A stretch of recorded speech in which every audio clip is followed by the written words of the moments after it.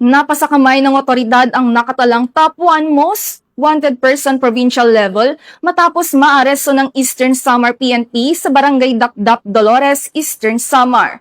Magbabalita dyan si Patrolwoman Maria Elena Singian.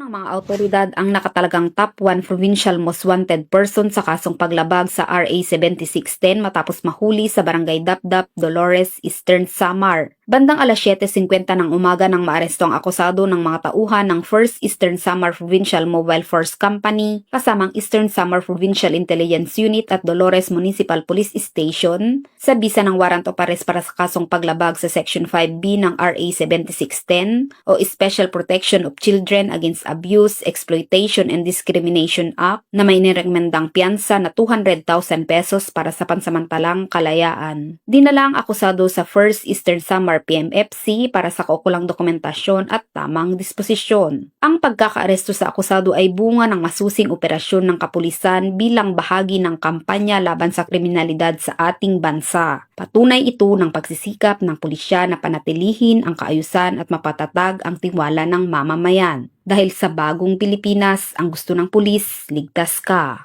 Mula dito sa Eastern Visayas, ako ang inyong PNN correspondent, Patrolwoman Maria Elena Singian.